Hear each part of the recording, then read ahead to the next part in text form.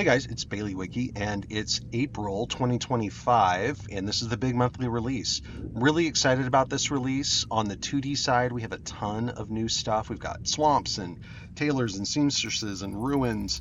But we also have some really cool new improvements to things. One is, drum roll, you don't have to use compendiums to browse our scenes anymore. We've now created an entire scene browser for you. So if you saw last month, we have an asset browser. Now you can manage and browse scenes in the same way. We'll get into details, jump to the timestamps to see how that works and what you need to know about it. But this is the first version, and we're really looking for feedback on it. Second thing is, if you've been using diorama tiles, we've got a new way to manage those. We've got a new macro that supports some really dynamic use of the diorama tiles, and you can see some of the footage here. But it's super exciting to be able to just start generating a scene and being able to pick from the kinds of terrain that you want to start with and be able to randomize it and have that serendipity, but still have a lot of control over the process. Of course, we have a bunch of new scenes for you, which I think you guys will really, really love.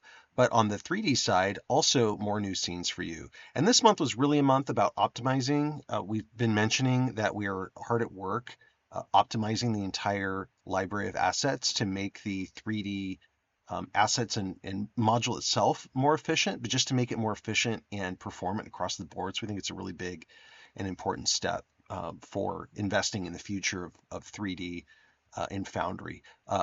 Speaking of which, I won't give any spoilers, but there's some potentially really interesting news coming up later this year on the 3D side of things. And then, of course, with Dungeondraft, all the things that went into this release are all available to you, and you can check those out. Jump to that timestamp if you're a Dungeondraft supporter as well. Just to mention, I know that Foundry is at or close to being at V13 ready. We are going to continue to support V12 for the month of April, so you can't really jump to V13 yet. You can try it. Our stuff actually works based on our testing, but we don't officially support V13. And then in May, we'll probably support both. And then, by June, we'll be on V13 exclusively. So if you're planning ahead, that's what you need to plan for. Of course, everything has to do with our main module dependencies and how fast they come along. Since we are not on token attacher anymore, that was usually our longest holdout. Now that Mass Edit does all of that, that should be pretty fast. So we expect to be V13 ready pretty quickly. Of course, we're going to wait for Monk's active tiles and some other critical ones to be ready for official V13 support before we make that move and before we recommend it to you guys. So with that, let's jump into the release. Okay, so to start with where to get the new content, you want to make sure you update towns, also City District 4. It's always good to just update all your Baileywiki stuff, but that's where most of the new content is. You also need to update nuts and bolts because that's where a couple of these new macros are located. So let's start with those macros. If we go to nuts and bolts, and you look in the new section, you don't actually have to import these two, the diorama browser macro and the selector macro.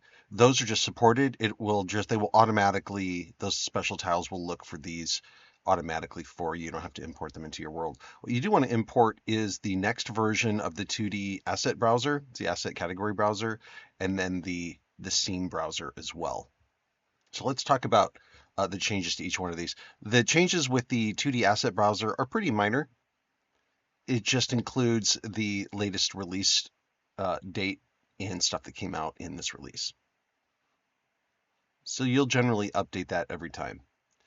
And then the scene category browser is new. So it's just like the asset browser, except it's looking for faux scenes. That's just what we call it in the Mass Edit world, looking for scenes.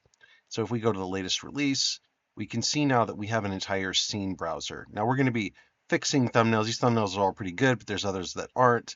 Let us know how you get along with this. You can search by tag, so you can see the different tags that we're using. And then you can just go directly into templates. So if you want diorama templates, unlimited terrain templates, they're all in here. And the way these work is you can either import them like normal and it'll put it in your sidebar, or you can actually spawn this. If you're on another scene, you can spawn one of these scenes. It might be weird for some scenes it might work really well for you, but that's what that's useful for. So the big thing is that you don't have to search through compendiums anymore for scenes. You can just open this up. You can search by keyword, just like you're used to doing. and it'll pick up anything that's got like ruins in it. But you can also search by tag. So if we look up ruins as a tag, it might pick up things that are ruins but don't necessarily have that keyword in them. And of course, you can search just by category. So we've got our various templates, whether they're diorama templates or unlimited terrain templates, either settlement or nature. We've got normal scene templates here. You can see off the bat, you've got a larger in square thumbnail to look at to actually be able to see what these are. And you can actually browse these with the free nuts and bolts system. This scene category browser is located in nuts and bolts, just so that people that are not subscribers can look at the scenes and then attempt, if you attempt to import them and it's a premium scene, it'll just give you a link to the Patreon. You can look at all the different nature scenes. So this is a really good starting point if you just want to say, look, I just want to look up desert scenes and kind of start somewhere there. Remember, your templates are always really good starting points as well. You've got a ton of different settlement scenes. So from camps, marketplace scenes, castles, forts, cities, towns, you've got tropical settlements, docks, it goes on, carnival and fair, all that good stuff. Lots and lots of dungeon scenes. As you could expect, of different types, right? Including like the bioship and fire and lava scenes, various towers. There's some magic tower sets, for example. Also, all the scrolling maps, and these are the ones that automatically scroll. You can start and stop them. A lot of them are customizable. And then you've got sailing maps as well. So let me know how you get along, or what you think of this new scene browser. If this is a better experience for finding scenes, they only works with Baileywiki scenes right now because it does require you to tag and potentially do some other stuff. So if you like this as an experience and you think you want us to extend this to other creators, just let me know in the comments. And the last thing I'll tell you is if you notice here, I can just right click my mass edit preset and it opens up the scene browser. The reason that works that way, if you go to settings, Baileywiki mass edit, you scroll to the bottom, you can actually launch any macro you'd like by right clicking that preset browser. So I've got it launching this macro from my compendium. So you see, you just put in the UUID of the macro to run it. So if I right click this, or if I just click on it and I copy that, it copies that UUID to my clipboard and I just put it in there. So you can put in another preset browser. If you want to launch the category browser, for example, if you don't want to do it from a macro, you can do it that way as well. Okay, the next I'll show you is what these two macros are powering, though again, you don't need to worry about them.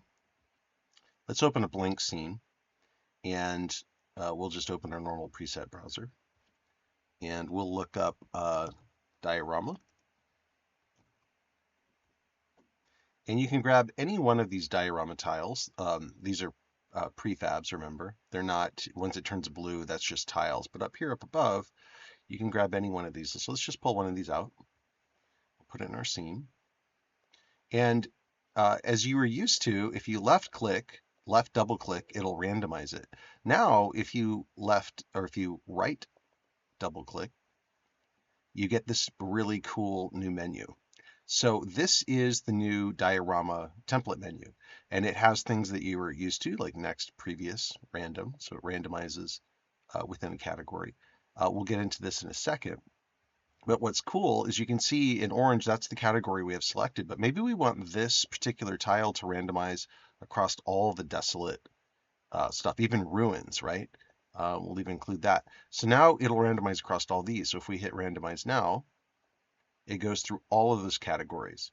And now this tile will always and only work in these particular categories. That lets you group multiple tiles together, and you can randomize, all of them in different ways. So let's say I want all of these to pick from the same variety. This is how you can start designing maps and just getting a quick layout, really just kind of quick and dirty, right? But you'll notice that we also have this manual select. So when you press that, it opens up all of the options, but only within the categories that you have selected. So if there's just one that you're really looking for and you want to browse all of them, like I just really like this one, I want to make a hilltop battle, right? That's how you can manually select those. When you're all done, if you don't want this to accidentally randomize on you, you can just say deactivate this tile. And all that does is it turns off Monk's active tiles. If you need to turn it back on again, just turn it on from here. So now it's active, now it's deactivated. So hope you guys like that. Make diorama tiles really, really easy to work with and gives you a lot more control over what comes out. And I forgot to mention, if you just hover over these, you can see what biome and topology they have, what the naming convention is for those, right? So, your grassy path. But I also did it for the new swamp or for the new ruins that came out. So like, let's say I wanted this to also potentially be ruins. I can select that. Here I'll do swamp ruins as well. And then we'll randomize.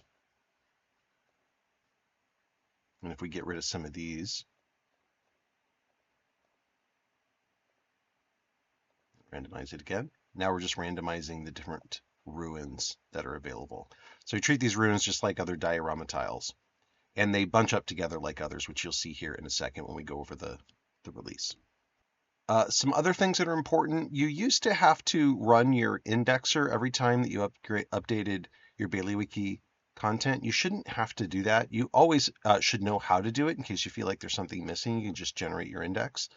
And you shouldn't have to make any changes like I have here. In your world, you just hit generate index and it'll automatically find Baileywiki indexes. But we've attempted to automate that with some scripting. So hopefully you guys don't have to do that anymore. You'll just automatically get all the new stuff. And last thing, this is more of a PSA. For those of you who have noticed that extra doors would get introduced with like the galleon and a bunch of the different multi-level prefabs and scenes, that was being caused by the Perceptive module. And I've done a tutorial on that module before, but I would definitely recommend not using that module. If you are using it, it causes those issues with walls being created over your doors. And so we had to run a script, completely scrub it from the entire library. And I will not install that module again. Hopefully, if the module developer hears this and they think they can fix it, then we could go back to recommending it again. But for right now, I'd stay away from the Perceptive module. And also, if you had problems with our prefabs or other things in the past with those extra walls, those should be fixed now. So just report it on our Discord if you see anything that's not fixed, and we'll make sure we get to it. Special thanks to Adif and Ripper for creating the migration scripts that we needed to clean all that stuff up. Okay, in terms of what's new, let's go into the new scenes, or the inventory scenes. So we start with all these castle ruins. We call them castle ruins just to differentiate from other ruins. But they're available in, of course, the tiles. There's also a brush that will just, let you randomly brush these on top of each other. And then there's a diorama prefab. That really just makes sure that it has all the diorama functionality. It also comes with the adjust filter already applied, so you can change its visual settings, things like that. So it's a little bit more advanced than just a regular brush. But if you look for castle ruins, here's the brush. And I'll just show you kind of what this is like. As you brush them around, you start just creating these ruins, and they can really overlap as much as you want. And you can see it just creates a nice, believable set of ruins. So that's what they're for. You can resize them, of course, and make them bigger and smaller. I would generally keep them in the same rotation, only because they keep all the shadows going in the same direction. But it's a really, really easy way to make really fast, uncomplicated ruins. And I'll show you some examples here in a little bit of some maps that use that. Besides the ruins, we also have new swamp assets. You can see there's quite a bit here. We've got different lily pads, and you can see whether they're tiles. They're also available. Most of these are available as brushes. We've got all these swamp plants, which includes this like swamp water. You've even got like this one that's animated in case you want to apply a little animation to your map. One of them's animated. If you just look up swamp plants in your asset browser or your preset browser, you can surface them that way. They are available as brushes, and they bunch up together really well. So you can quickly make like a nice, gritty swamp environment, just placing these things together, or you can add them to other maps to give them that effect. We've also got all these insect nests, which I absolutely love these. These are more prefabs, and they come grouped in different sort of visual styles so that you can, just quickly, take all these, put them together, and you can make, insect nests. You do have this animated version here, which is great. It's got these little bugs crawling around on it. And while it's not new, just wanted to remind you that we do have this swarm that's an animated asset that you can use in multiple places. Of course, you can change the color on those if you'd like them to be a different color. We've also got all of these tree roots. These are great. Some of them have like skulls embedded in them. These are great just to put underneath tree canopies if you want to create something a little bit more sinister and ominous. You've got these tree stumps where actually a lot of these were prefabbed from all the pieces that you see here. But just more interesting stumps, a little bit more evil looking, right, than kind of the normal stumps in the library.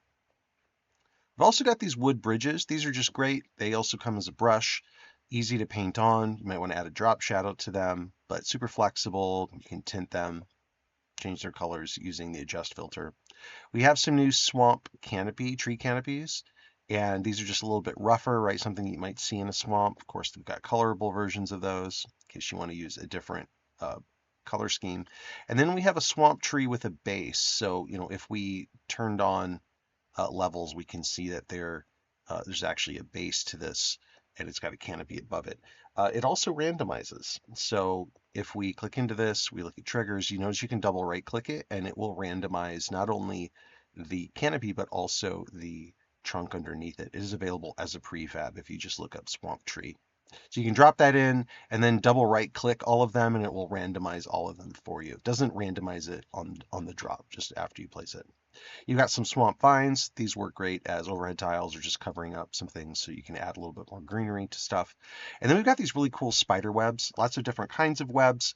These webs are available as a brush, and that brush comes with overhead set and also a drop shadow. This makes it really nice to spam these things together, and when your players walk into them, they get occluded by the webs above them. So it really feels like they're getting covered or going into webs. It's a cool effect. And they've all got drop shadows to really help create distance and separation in the maps that you drop them into.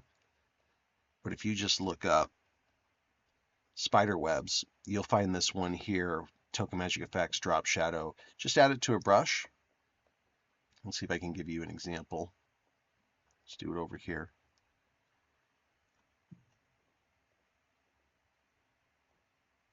And you can't really see the drop shadow very much. It's very subtle, but these are all overhead tiles. So when your player walks under them, you can see it looks like they're kind of getting webbed, right? Also being released is a few more terrain patches specifically for the swamp. These are some larger patches, so these scale up pretty well.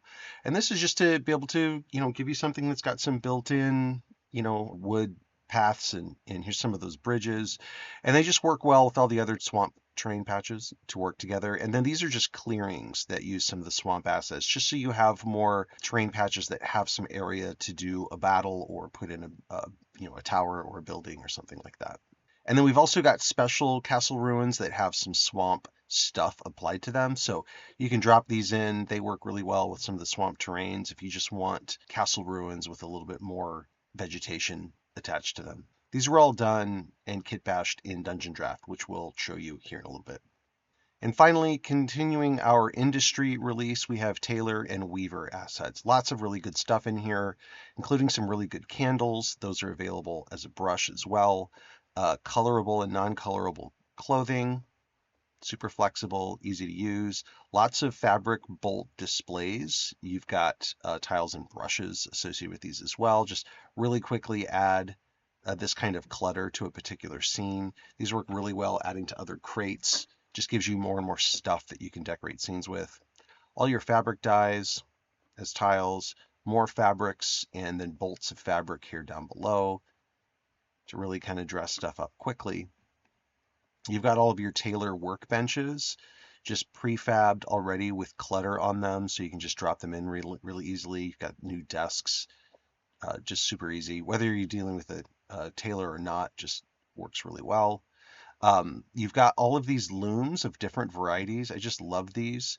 You know, when you're talking about, you know, the fantasy world, there's just a lot of, you know, weaving and fabric making back then. So these just work really well. They're semi-transparent in all the right places. So you can just drop them in. You've got all of your tools that your tailor or seamstress will need, including thimbles and pin cushions, tailor tools of different varieties, monocles with semi-transparent centers there, so they work well going on other objects.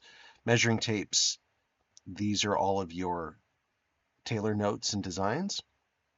And then we've got these. We've been missing these for a while. We actually have tables now with fabric on the tops of them. So you can just look up fabric table, and you get some nice fabric tables, which I think work really, really well. You've got the prefabbed tailor merchant canopies like we've done with other merchants. These are super nice. They do come with walls and lights already attached to them, just as prefabs. Those lights turn on when the lights go down. It makes it really easy to push these around a map really quickly and get, like, you know, instant detail out of it. And then we've got two working buildings. These buildings, like all others, are colorable. So you see if I drag that around, you can make these any color that you want. So if you go into your nuts and bolts and you look up like change all roofs, you know, I can change, and if I launch this macro, I can change these roof colors to anything that I want. Or you can just go in here, go to your Dungeondraft macro, which you can find in nuts and bolts as well, and you can change the color that way. I just decided to start pre-coloring these so you don't have to worry about it afterwards, but just realize you can recolor them.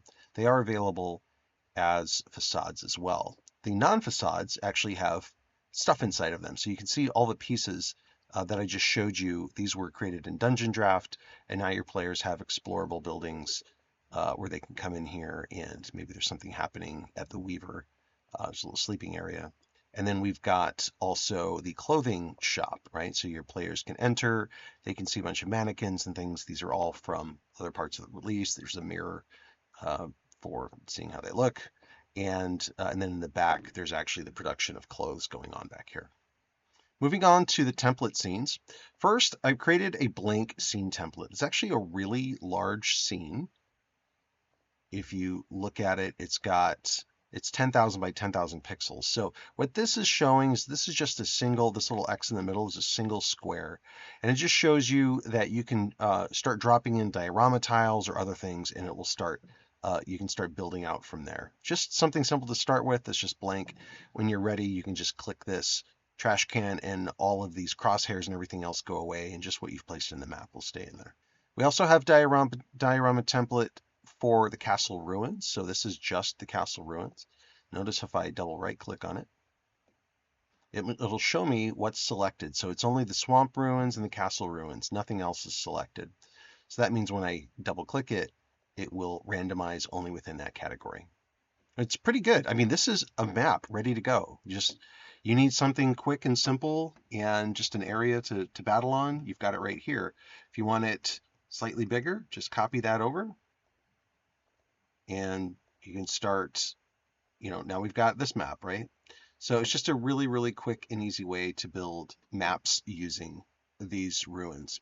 This is the same thing, but this is a 5x. So these are 5 regions, 1, 2, 3, 4, 5, and they can all be randomized. They're all set to just work within the ruin, but you can always change one of them, right? So I can double right click this one, and I can say, maybe I want this one to be, you know, grassy areas, and it will only randomize for those, and the rest would be ruins.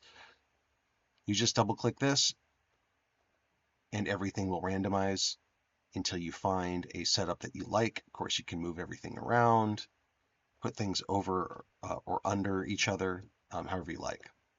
Here's the swamp 1x, so this is just one swamp tile that you can randomize, or you can copy it like I did before and continue to build it out. And here's the 5x, so 5 regions like you saw before, which can all be, again, randomized when you double click that. But you could say, hey, I want to use this as a starting point, but I want to pick ruins over on this side, or maybe forest, and so that's how you get to choose. This is one of 3 unlimited terrain templates. They're all for the swamp. This is number 1. As usual, you can double click this and adjust the position. You can even change the overlay to something else. This is the second one. slightly different images or different terrain. It's all tileable, so you can just move it around until you find a spot that you like. And then the third option is here. This option has a lot more just kind of undesigned space in case you are interested in something more of that like kind of aesthetic, but still kind of swamp terrains in general. Okay, let's go through our pre-made scenes. This is a diorama scene where we're just using all of those castle ruins to basically create an old causeway, like an old street through a ruin, right? I placed all those down and then I put walls where I thought it made sense. And now when we drop our players in, there's a lot that they can't see as they're making their way through this environment. So they have to go into the ruins, and there's, various ways of, kind of moving around behind these walls that maybe your players are taking advantage of, or maybe the enemies are taking advantage of that. Insect infestation just shows a lot of the pieces we've been working with, but in this one in particular, you've got these webs. You've also got this FX master effect of these spiders running around. You've got some tiles here. You just place these in from the library and basically just designed an infected or an infested area of this ruin that maybe your players have to go retrieve some item from. Military camp is one of my favorites. This one is just at night. Remember, all these maps, you just transition from day to night. And not only does the audio change, but the lighting changes and everything else. This is just a military camp set up out here in the wilderness. There's some kind of ruin that they sort of co-opted into like a planning area. And then some of these tents can actually be entered into. These are all just from the library. But yeah, your players can go into this planning area. There's a mess hall. And everything else is just a facade. And these military tents, I'm going to be pushing out some new versions of these next month, where they'll also be built as prefabs for you, so you can build these kind of military encampments really quickly. These are all colorable, so if we click onto that, we can see it's got the facade roof color, so it'll actually interact with like colorful roofs or any of the roof color changing macros that we've got. You can make these all like bright red or brown or whatever you want. The Desolate Ruins, just simple map with some desolate ruins on them, just showing you how you can just drop these things in here on existing terrain, and you've got just a super serviceable map that took less than 5 minutes to make. Swamp Crossing comes at night, but you can turn up the lights as well. And it just gives you, there's a hut which you can swap out for something else. Your players can make their way around these bodies of water, maybe across some of these lily pads if they're light enough. They can make their way over here, and this, overhead canopy can be occluded when they walk underneath it, and just something for them to explore if you've got like a swamp kind of adventure. Here's a very long path through the swamp. Your players presumably start here and they make their way just kind of trudging through the water. There's not really a better way through it. There's some creative use of walls throughout here, so they can't see the entire map, but they kind of make it through section by section. Finally, they can make it to the section here and either to this tree or maybe it leads out of the map. Just showing you different ways of designing maps that aren't necessarily just all centrally located. You can extend them out. The swamp ruin and stream. Here's a little swampy stream kind of running between two ruins. Pretty straightforward, easy to set up. You've got some walls as well to make it kind of tactical. More swamp ruins, just because you can't have enough of them. Plenty of ways to use a map like this. This might be an egress point to a dungeon. Here's another sort of ruin, right? Your players can make their way really using lots of different kinds of egress points, lots of creative walls here so that they kind of have to explore the scene. But eventually, whether they came out of or they're heading to this mysterious ruin entrance. And finally, the swamp village. This one also looks great at night. And you've got enterable rooms that you can swap out for other decisions. This one's got a portal in it. You've got this little working boat that's sitting in the water that your players can use to traverse the map. We've also got the infested swamp. This was made with a unlimited terrain template. This one, your players make their way over here and they find all of these, another kind of infected insect area. These trees occlude when they walk under them, but you can see a bunch of the animation assets that we used here. We also used some of the audio, which I didn't show you before, but it's on your inventory scene. different insect rustling and buzzing audios. And the last two, just to show you the flexibility of the assets, you don't always have to be in the swamp. Here we've got just a dungeon where players can presumably egress from here. They can make their way through these ruins that are underground. They see these sort of foggy depths below. They can make their way across this bridge. So just plenty of things that you can do with a scene like this. But we also have a planar version of it, so a little bit more maybe floating over an ethereal plane or within an ethereal plane, just using some design changes from the last one to make it a little bit more interesting. It does have thunder crackling in the background and lightning sort of flashing over the scene itself. This background is slowly rotating using a mix of FX Master filters, but it all comes together to make I think a pretty cool and exciting scene. Okay, so that's it for the 2D release. I'm going to hand it over to Swift to talk about the 3D stuff. Hi guys, Swift here again to talk about this month's 3D update. We've got a set of nice straightforward maps using some new map making techniques that I think will be easy to fit in any given adventure, as well as a few sci-fi maps during our recently added sci-fi set. Apologies for any oddness in the audio today. I've been moving into a new office and things are still being set up. But anyway, to start off with, we've got some maps from Effant. This one is the Sunlit Caravansary. A caravansary essentially being a type of inn for travellers on the road, for example, caravans. In the context of an adventure, this could be a place that the party is merely stopping for the night, perhaps with an opportunity to trade with some of the travellers passing through. Or, of course, it could be used for various types of combat encounters.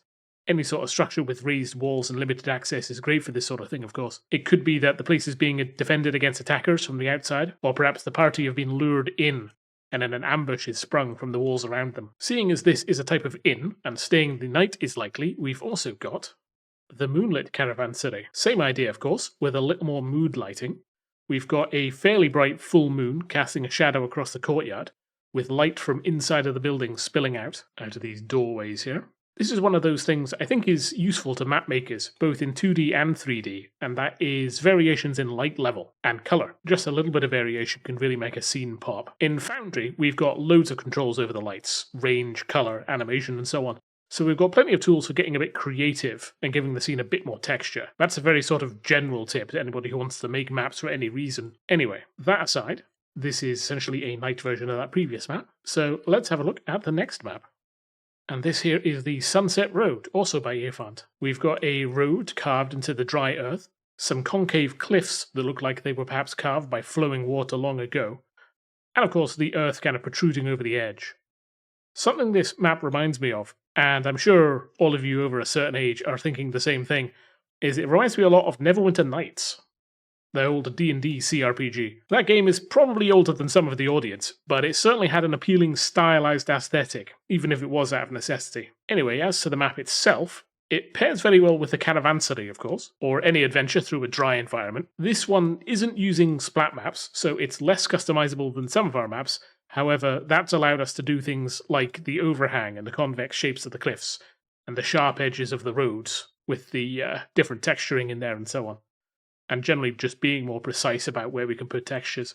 That's all technical things, though. I could talk about maps like this for ages, very sort of straightforward and multi-use, but instead I'll have a look over at the next map, the next one being the Moonlit Quarry, another one of Effant's. So for this one, we're using similar techniques to what we used in the prior map. We've got walls of specific heights and then earth layers on top of them to give the maps a nice and clear, readable layout. And in this case, we've got another bright full moon casting shadows across the quarry, and a light in the tunnel entrance just for a bit of variation. For anybody wondering, by the way, how we get this bright moonlight, this is in fact just the age-old process of cheating. In the 3D settings for any scene, you'll find the scene tint option, and what that actually is the tint of the light coming off the sun. So if you tint it dark blue, suddenly you've got a dark blue sun, which kind of looks like moonlight. Add in a bit of fog into the distance and turn the exposure down, and you've got a night scene with a full moon and shadows. Anyway, as to this map itself, we've got 3 or maybe 4 entrances into the map, I'd say. There's this pathway here, of course, it looks like the obvious one, but then we've also got one up on the side here between these raised areas. Possibly one here, though possibly not, and of course coming out of the tunnel as well. And there's also ladders around the place for getting characters up elevation or down, of course. We've also got some big rocks in the center, which are useful for something I don't see getting used that often, which is cover. That said, I'm not actually sure if cover is a thing in 5e. I know it is in Pathfinder, but it's been a while since I played 5e. Either way, certainly something to hide behind. In addition to the moonlit quarry, we've also got the sunlit quarry, which again goes with the Caravansary and the Sunset Road. We've got a bit of a time of day variation going on, I think, with these last three maps. Could be that the parties arrive at the inn during the day and sleep through the night, or maybe they leave during the night and arrive here at the quarry when it's dark, and so on. Or it could be that they just visit these places during the day and during the night. Overall, though, I think these maps are nice and flexible, good for a variety of different scenes. In this case, of course, we've got the bright desert sun with the further away horizon and the sky up above, so definitely looks a lot more bright and airy. Next up, we've got some sci-fi maps by Letters, starting with the Bow Fighter, or perhaps Bow Fighter. This one's fairly straightforward.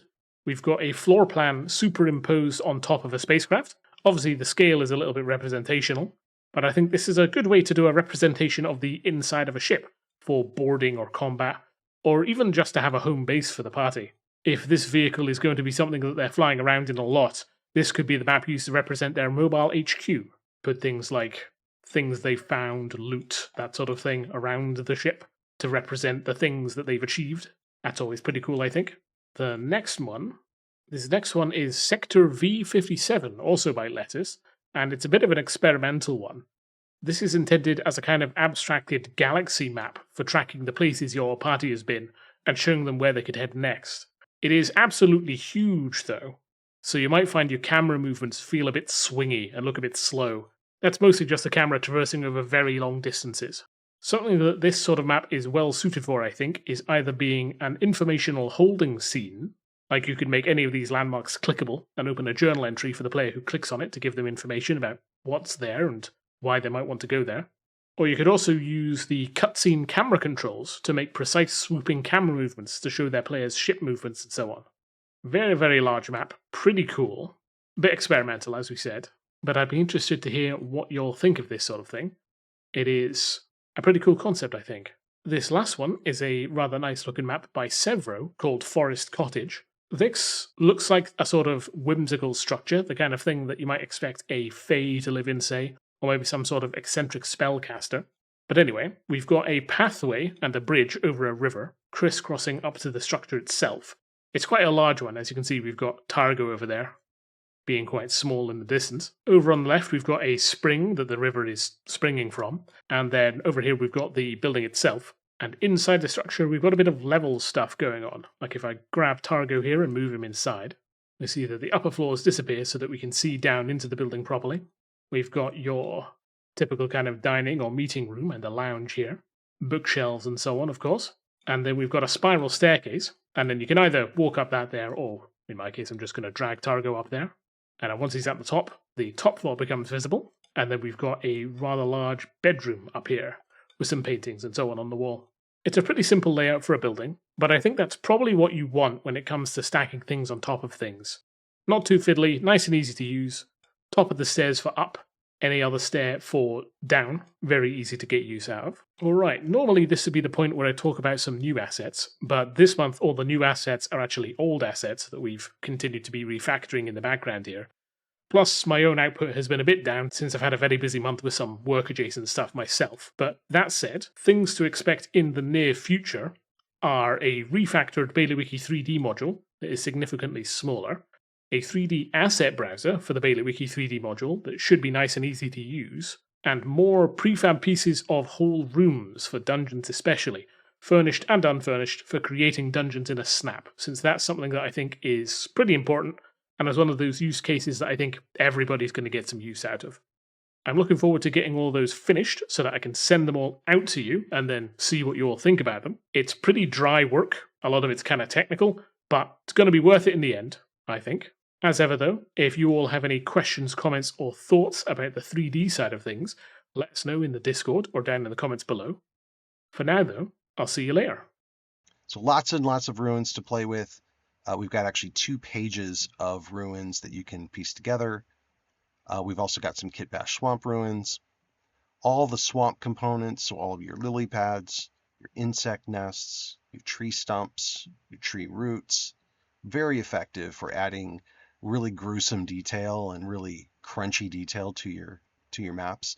You've got your different vines that kind of have a perspective as they're like flowing over things like walls, all the different swamp plants and swamp plant prefabs that all go together really well to create lots of instant detail.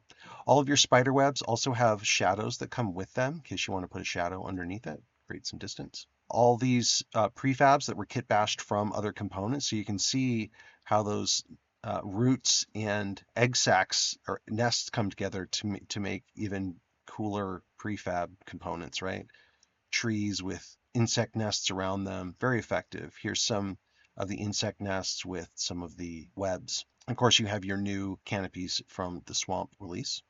And then you've got all your tailor and weaver and seamstress stuff. So new clothing, colorable versions of all that, all your thimbles and shears and tailor tools of different varieties, your plans, your dies, lots of bolts of fabric, both upright and laying down, fabric that's unrolled, all the workbench and workstation stuff to quickly create environments with a lot of detail, but just prefabbed and easy to deploy. All of your prefabbed merchant canopies are available, as well as the original canopies themselves. They're just not on this inventory scene. And then all these great looms that have all this really nice transparency, and they go really well into these fantasy environments. We do show you how we kit bashed some of the new swamp terrains. You can come in here and play around with how these were linked together to make this final piece in case you want to make your own. Same thing here, how all these pieces came together.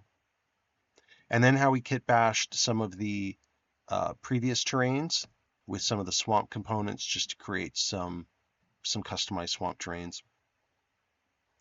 And then we get into the roofs and the actual buildings of these custom buildings. You can come in here and see all the components at work, how they were designed, make some changes, make it your own.